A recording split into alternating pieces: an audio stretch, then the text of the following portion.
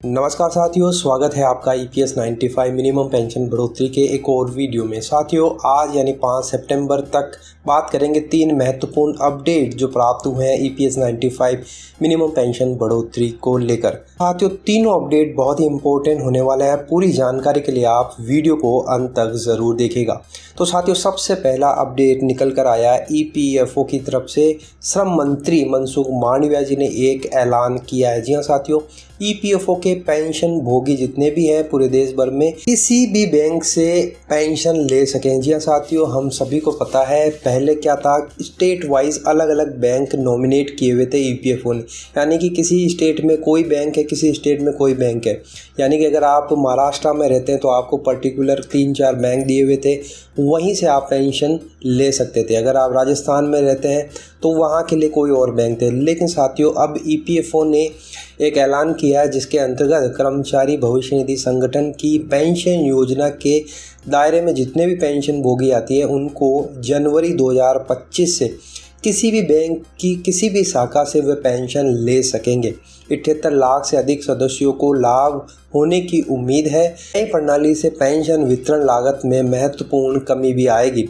श्रम मंत्रालय ने बयान में कहा कि श्रम मंत्री मनसुख मांडविया जी ने कर्मचारी पेंशन योजना EPS 95 के लिए केंद्रीकृत पेंशन भुगतान प्रणाली यानी CPPS के प्रस्ताव को मंजूरी दे दी है। वह EPFO के शीर्ष निर्णय लेने वाले निकाय केंद्रीय न्यासी बोर्ड यानी CBT के चेयरपर्सन भी है। अब साथियों, यहाँ आपको बता दें ये नई प्रणाली की खास बात क्या है। पहला तो यह है कि केंद्रीकृत प्रणाली पेंशन भुगतान आदेश PPO को एक कार्यालय से दूसरे कार्यालय में स्थानांतरित करने की आवश्यकता के बिना पूरे देश में पेंशन का निर्बाध वितरण सुनिश्चित किया जाएगा। ये उन पेंशन धारकों के लिए बड़ी राहत होगी जो सेवानिवृत्ति के बाद अपने गृह नगर चले जाते हैं, यानी कि उन्होंने सर्विस किसी और स्टेट में की है और रिटायरमेंट के बाद में वो किसी और अपने जो गृह नगर है वहाँ जाकर बस जाते हैं, तो उन लोगों के लिए यहाँ पर सहूलियत रहेगी। ये सुविधा 1 जनवरी 2025 से लागू हो जाएगी। अगले चरण में EPFO CPPS आधार आधारित भुगतान प्रणाली में सुचारू रूप से परिवर्तन कर दिया जाएगा। साथियों, दूसरा अपडेट निकल कर आ रहा है बुल्ढाना से। जी हाँ साथियों, NSE का हेडक्वार्टर बुल्ढाना महाराष्ट्र में, वहाँ पर चेन हंगर स्ट्राइक लगातार जारी है। 4 सितंबर को 5 साल और 256 दिन पूरे हो चुके हैं, यानी कि 6वां वर्ष जारी है। कल यानी से लीडर मिस्टर JB राजपूत और मिस्टर BR ओहर जी ने फास्टिंग की और चेन हंगर स्ट्राइक को कंटिन्यू किया।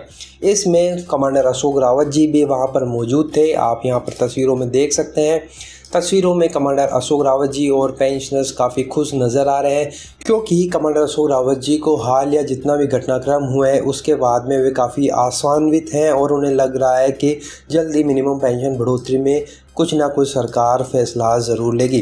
तो साथियों, ये बड़ी अपडेट निकल कर आई है NSE के हेडक्वार्टर बुल्ढाना से। और साथियों, तीसरी और महत्वपूर्ण अपडेट निकल कर आई है EPS 95 MP यानी मध्य प्रदेश से, जहां पर राष्ट्रीय महासचिव श्री चंद्रशेखर परसाई जी और राष्ट्रीय सचिव श्रीमती रंजना रिछारिया जी ने अपनी टीम के साथ में EPF कमिश्नर अमिताभ प्रकाश जी से चर्चा की और सभी पदाधिकारियों ने हायर पेंशन में हो रहे विलंब पर गंभीरतापूर्वक कार्य करने में तेजी का अनुरोध किया, जिसे आयुक्त महोदय द्वारा स्वीकार किया गया है। विशेष बैठक में श्रीमती रंजना रिछारिया जी ने आयुक्त श्री अमिताभ प्रकाश जी से विशेष निवेदन किया कि शासकीय कर्मचारी अब इस दुनिया में नहीं रहे और उन पर जो आश्रित उनके परिवार के सदस्य हैं उनके हायर पेंशन फॉर्म नहीं भरे जा रहे हैं।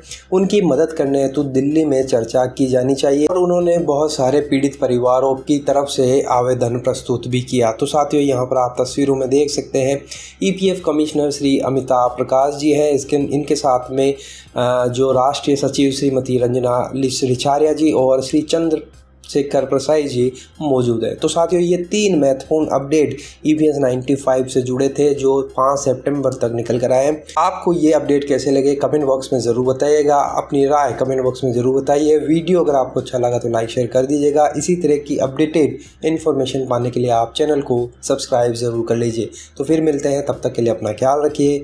जय हिंद, जय भारत।